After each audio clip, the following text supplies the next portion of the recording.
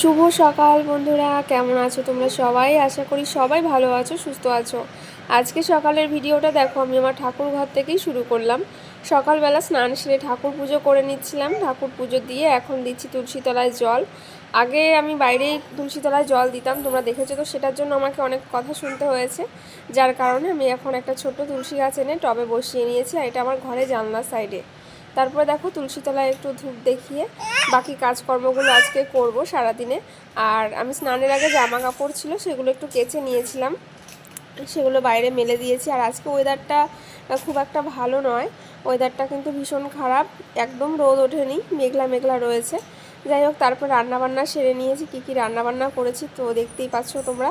এখানে সবজি করেছি, ভাত আর একটু সয়াবিন ছিল, আর ডিমের ঝোল করেছিলাম একটু আলু দিয়ে। তো আলু পেঁয়াজ দিয়ে এখানে ডিমের ঝোল করেছি, এই যে দেখো। আর পুচু শোনার জন্য কিন্তু ডিম সেদ্ধ আমি আলাদা করে তুলে রেখেছি, ওকে ঝোলের ডিমটা আজকে দেবো না। এই দেখো এখানে সেদ্ধ ডিম তুলে রেখেছি ওর জন্য আলাদা করে। তারপরে দেখো অনেকটা বেলা হয়ে গেছে, আর এই যে তোমার দাদাভাই বিকেলবেলা ডিউটি থেকেও চলে এসছে, আজকে একটু তাড়াতাড়ি হয়ে গেছে। আর তারপরে ছেলেকে খাইয়ে দিয়েছিলাম, এই যে ছেলের খাবার তোমরা দেখতেই পেয়েছো। তারপরে আমি আরও দেখো এই যে অনেকটা সময় কাটাচ্ছিলাম ছেলেকে নিয়ে। আর ওই যে বললাম না, বাইরের ওয়েদারটা কিন্তু আজকে ভীষণ খারাপ, এখনও পর্যন্ত কোনো রোদ ওঠেনি, খুবই মেঘলা মেঘলা রয়েছে আকাশ। যাই হোক, আমার জামা কাপড়গুলো শুকিয়ে গেছে, ওয়াশিং মেশিনে কাচলে 90% মতো ড্রাই হয়ে যায়, 10% মতো একটু ভেজা থাকে হালকা, সেটা ফ্যানের তলায় দিলেও হয়ে যায়, আর একটু রোদ উঠলে হালকা রোদেও শুকানো হয়ে যায়, যার জন্য কোনো অসুবিধা হয়নি। আর এই যে দেখো পুচুকে নিয়ে অনেকটা টাইম কাটাচ্ছিলাম। আর এই যে দেখো বাইরে দেখো কিন্তু ঝিরিঝিরি বৃষ্টি পড়ছে। আমি মানে এখান থেকে তোমাদেরকে দেখাচ্ছি ঘরে থেকে। আর আমার মানি প্ল্যান্টটা দেখো কত সুন্দর হয়েছে দেখতে, আমার খুব ভালো লাগে মানি প্ল্যান্ট। আর এই যে জানলা দিয়ে তোমরা দেখতেই পাচ্ছ কত সুন্দর বৃষ্টি পড়ছে। আর বৃষ্টি পড়লে আমার জানলা দিয়ে এইভাবে দেখতে কিন্তু খুব ভালো লাগে, আমার এই জায়গাটাই একটু পছন্দ হয়। আর দেখো ঝিরিঝিরি বলতে এখানে অনেকটাই কিন্তু জোরে বৃষ্টি পড়ছে, হয়তো বুঝতে পারছো না, দূরে যদি দেখতে মানে পারো তাকিয়ে ওই সাইডটায়, তাহলে বুঝতে পারবে ভালো জোরে বৃষ্টি হচ্ছে। আমি এখানটায় সাউন্ডটা তো মিউট করে দিয়েছি, যেহেতু ভয়েস ওভার দিতে হয় আমাকে ভিডিওতে, সেই জন্য। তো দেখো আমার ঘরে পেছন থেকে দেখো, এবার তোমাদেরকে দেখাই, এই যে আমাদের খাটের সাথে যে জানলাটা, সেই জানলা দিয়ে দেখো কত জোরে বৃষ্টি পড়ছে, এবার নিশ্চয়ই বুঝতে পারছো। আর বৃষ্টি হলে কিন্তু আমার মনটা ভীষণ ভালো হয়ে যায়, আমি জানি না কী কারণে, যত মন খারাপ থাকুক না কেন বৃষ্টি হলে আমার সত্যি খুব ভালো লাগে। দেখো এই যে অনেক জোরে কিন্তু বৃষ্টি পড়ছে, আর গাছের পাতাগুলো বেশ সুন্দর হাওয়াতে দুলছে। আর এই যে দেখো ছেলেকে জামাটা আমি পরিয়ে দিয়েছি, ওটা চেঞ্জ করিয়ে দিয়েছি, আগে জামাটা ও হিসি করেছিল, ভিজিয়ে ফেলেছে তাই জন্য। তারপর দেখো আমি এই যে ছেলেকে নিয়ে বৃষ্টির মধ্যে সুন্দর বেশ মজা করছিলাম বসে বসে। তারপরে কিন্তু করছিলাম হচ্ছে রাতের খাবার দাবার। আর আজকে রাতের খাবার দাবার বলতে বৃষ্টি হচ্ছে যেহেতু, ভাবলাম যে একটু খিচুড়ি বানানো যাক। তার জন্য দেখো অনেক রকমের সবজি কেটে নিয়েছি, তো ভাবলাম সবজি খিচুড়ি বানাবো একসাথে, মানে আলাদা করে সবজি করবো না।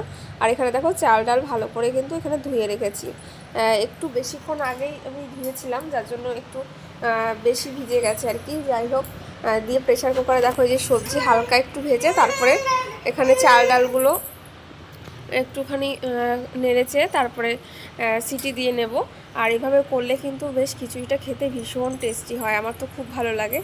আর ভাবছি যে খিচুড়ির সাথে একটু বড়াও করব, যেহেতু এখন বৃষ্টি পড়ছে ভালোই লাগবে খেতে।